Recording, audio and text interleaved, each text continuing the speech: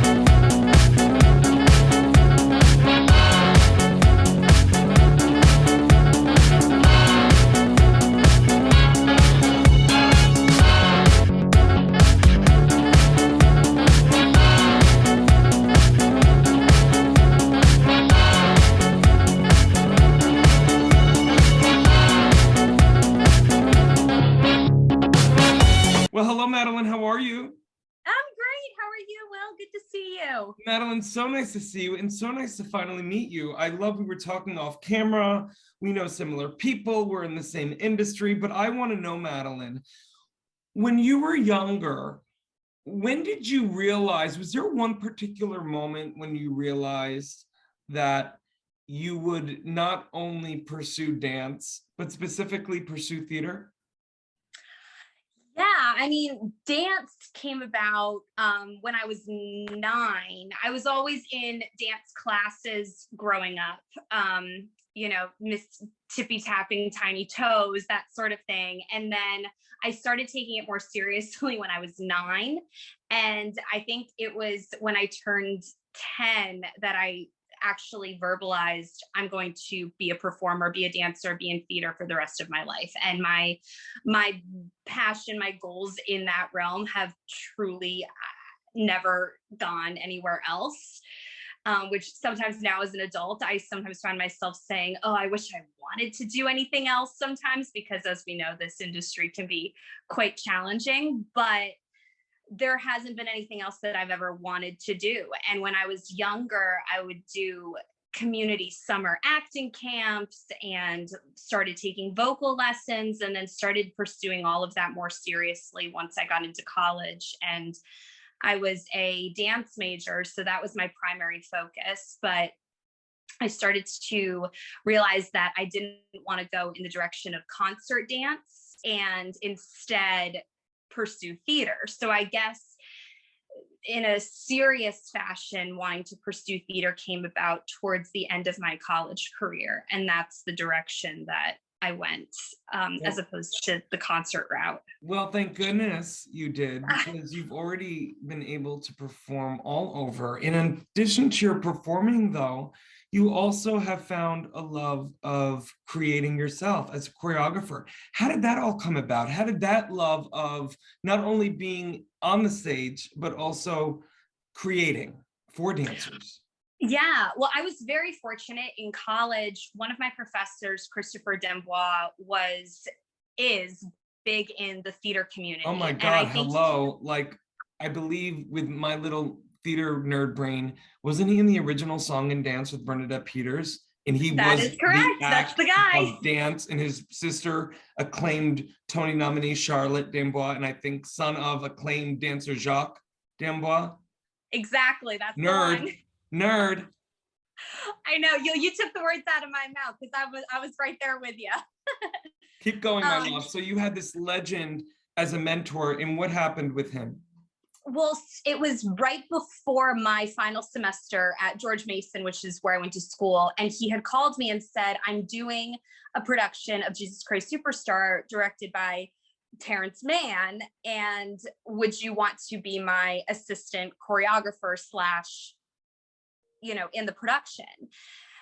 And already I was sold and knowing, oh my gosh, that's all I want to do. If I could just keep doing productions as you know, an ensemble dancer or a swing and assist and have kind of a hand and wear both hats of, you know, the creative element and assisting the creative team, but also being able to be up on stage and do the thing. That was a dream. And getting to do work like that, where I get to wear both hats, has been, anytime I can get my hands in something Time out. like that. Not only did you get that as like your first experience, but with legends. For people who don't know, Terrence Mann is a legend in his own right, mainly as a performer. Wasn't he the original? I mean, he was in the well, Terry Mann is Charlotte Tembois' husband, correct? Right, correct. And he was in the original production of Cats, and he played, was it Javert in the original Les Mis on Broadway? And Beauty and the Beast and the Pippin revival, everything. Everything. I mean, so here you are with legends already. I think the universe is like on your side here, Madeline. I'm just gonna like throw it out there. I appreciate that. Let's keep manifesting that.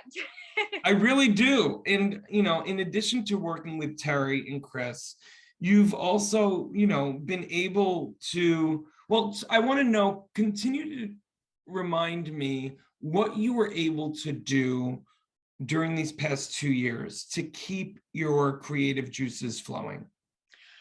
Yeah, so I sort of, and I think a lot of us fell into this boat once COVID hit and everything, like the contract that I was supposed to do here in DC was cut and everybody was losing gigs and work. And I was sort of in denial and still emailing like directors and being like, I know that there's a global pandemic, but if you happen to need a dancer or an assistant or anything, here I am. And, you know, then clued into reality and was like, okay, I need to figure out something else to keep me going while we're all, you know, on the couch. So one of my best friends started 6 years ago now. He started his own theater company and has been doing cabarets and projects in the New Jersey, New York area, and recently has established somewhat of a residency with Green Room 42. And the company is Michael Anthony Theatrical. And he brought me on as his like resident choreographer, essentially. So I've been able to, through virtual productions that he's directed, and then now more recently live cabarets and shows that he and the company have produced, I've been able to have a major creative hand in that, which, well, I mean, talk about it. Weren't you just doing something with Heather's? Did you do? Yeah, we did. 42? We did Heather's at Green Room 42, and it started out as a cabaret and then quickly turned into more of a full production, long story short. And it ended up being, it was tremendous. It was incredibly well received and the performers were amazing. And for so many people, it was their first live performance back since March 2020. So that was really special. And yeah, we have a whole lineup coming up in 2022 at Green Room. So I'm just super excited. I live literally, you know, I'm right up the street with so I will be there. I love Green Room 42.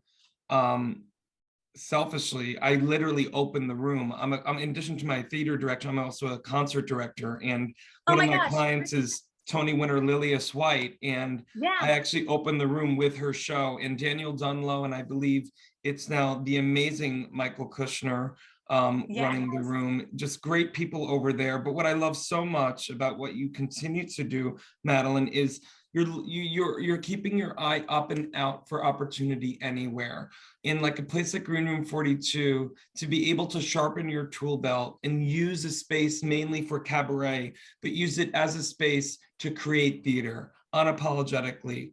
I love the way you think. I love your energy. I want to let the audience know for more on the incredible Madeline Dunn. You can read more about her right below this video. Madeline, I cannot wait to see your next production. When is it at Green Room?